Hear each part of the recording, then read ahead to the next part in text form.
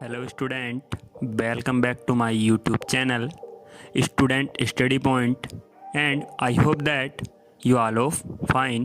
So let's move on to a new topic which is to be just discussed today. So let's start. Hello student देखिए बात हम करने वाले हैं द्रव्यमान केंद्र के बारे में। तो इससे पहले देखिए मैंने आपको 7 चैप्टर से छोटी छोटी जो इम्पोर्टेंट परिभाषाएं थी उनके बारे में बताया था।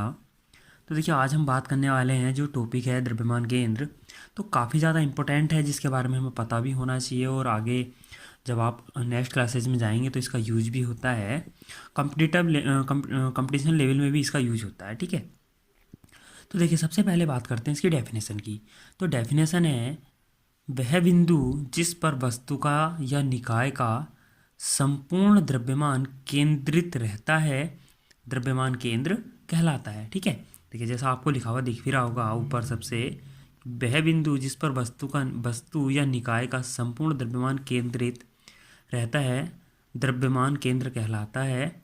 देखिए द्रव्यमान केंद्र की स्थानांतरित गति की अवस्था द्वारा संपूर्ण वस्तु या निकाय की स्थानांतरित गति की अवस्था को प्रदर्शित किया जाता है। यानी इसका मतलब आप समझ सकते हैं कि द्रव्यमान केंद्र जो होता है उसी की गति की अवस्था द्वारा क्या किया जा सकता है, जो वस्तु है या जो सिस्टम है या जो पिंड होगा उसकी स्थानांतरित गति की अवस्था को प्रदर्शित किया जा सकता है। देखिए द्रव्यमान केंद्र एक बहुत ही इंपॉर्टेंट टॉपिक है और देखिए इसका एक मैं आपको बताऊं कि रिंग और जो हाथ में कड़ा वगैरह सब बच्चे पहनते हैं, तो जैसे रिंग भी अधिकांश सबके पास मिलती है।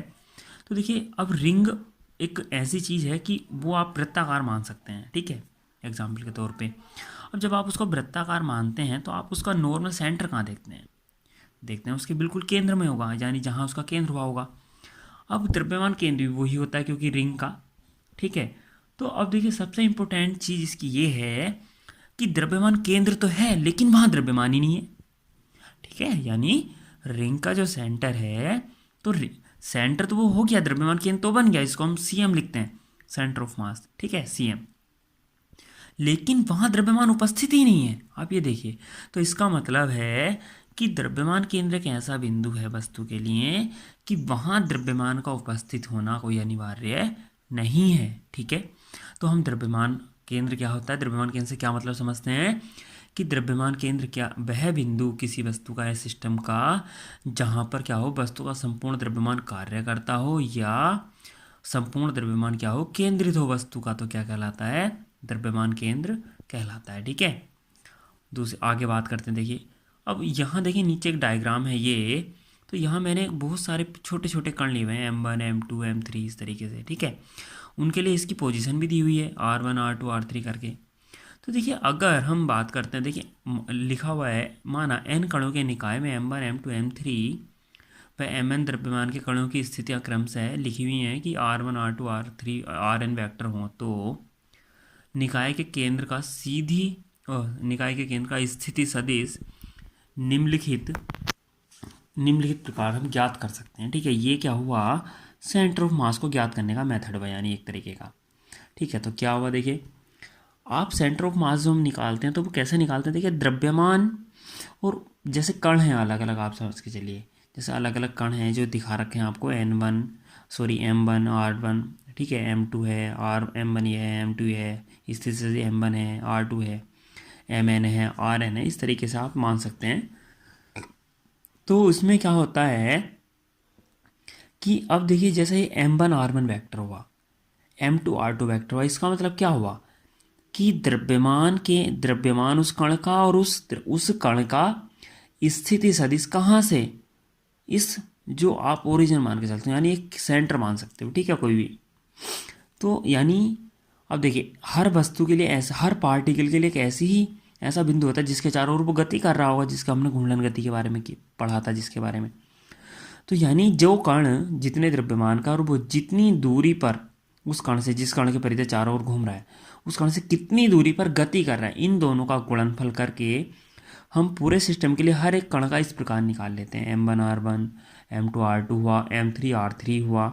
ठीक है, इस तरीके से हम n कणों का निकाल सकते हैं अपॉन सभी कणों का द्रव्यमान, यानी जितने भी ऑल ओवर जितने भी आपके पास यहाँ कण हैं सभी का क्या हुआ, द्रव्यमान का योग, m1 plus m2 plus m3, ये जो लिखा हुआ है नीचे, ठीक है। अब देखिए, अब हम अगर मैं बात करूं, हम ये जो m1 m2 mn है यानी टोटल द्रव्यमान है, अगर पिंड का मैं m मान लूं तो नीचे जो लिखा हुआ वो m लिखा हुआ है, ठीक है। क्या लिखा हुआ है, m। या आप इसको ऐसे भी समझ सकते हैं, देखिए मैं बताऊं कि यहाँ तो हमने क्या लिखा, m1 r1 वेक्टर लिखा प्लस m2 r2 वेक्टर लिखा, ठीक है। आगे डॉट डॉट जहाँ तक भी है, ठीक, अपोन में चल रहा था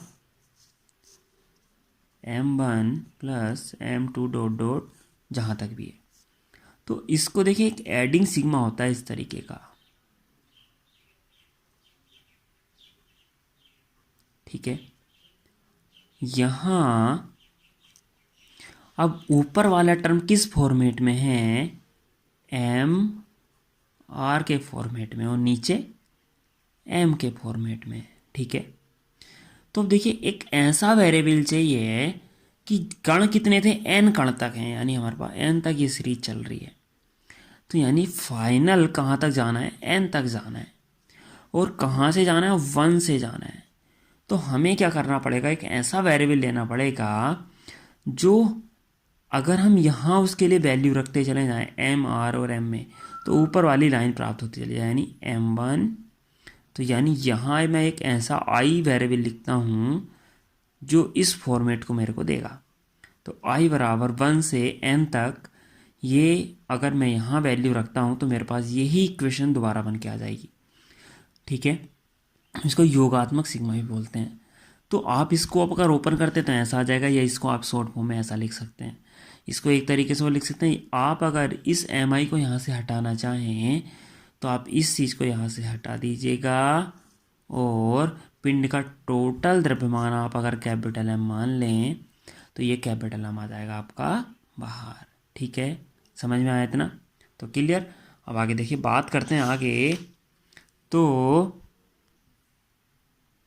देखिए, बात करते हैं हम आगे। तो ये लिखा हुआ है, जहाँ m बराबर m1 plus m2 plus dot dot mn निकाय का कुल द्रव्यमान है।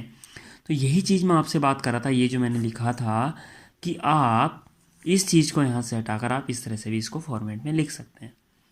यदि द्रव्यमान केंद्र के निर्देशांक x, देखिए चूंकि ये चल रहा है आर वेक्टर बराबर सी एम के लिए, ठीक है, यानी पोजीशन वेक्टर किसका, द्रव्यमान केंद्र का। तो आप इसको क्या कर सकते हैं, इसके कोऑर्डिनेट में आप तोड़ सकते हैं। देखिए जैसे यहाँ तोड़ा हुआ है कि अगर एक्स सी एम, वाई सी एम और जेड सी एम क्या हो, इस आर सी एम के कोऑर्डिनेट हो, तो आप इसको, इतनी चीज़ को आप इस रूप में लिख सकते हैं, x m i cap plus y C m j cap plus z C M k cap equal to में तो जो लिखा हुआ है ही, यानी इस आर आई को हमने क्या कर लिया, एक्स वाई जेड की फॉर्म में लिख लिया, अपॉन में क्या लिख लिया, टोटल द्रव्यमान। अब देखिए नेक्स्ट, अब आई जे के गुणांकों की क्या कर लेते हैं, तुलना। तो देखिए ये एक्स के लिए, यानी जो पोजीशन वेक्टर होगा इसका एक्स अक्ष पर, वो ये हुआ, जो फिर वाई के लिए हुआ वो ये हुआ, जो जेड के लिए हुआ वो ये हुआ। तो ये क्या हुआ आपके लिए, एक तरीके से आप ये मान के चलिए कि हमारे पास ये आपका एक्स एक्स वाई एक्स और जेड एक्स के लिए निर्देशांक आ गए, यानी वैल्यू आ गई किसकी, सेंटर ऑफ मास की, ठीक है। ये तो देखिए, ये चीज़ एक आपकी एक्स्ट्रा नॉलेज के लिए है, मैंने लिखी हुई है यहाँ।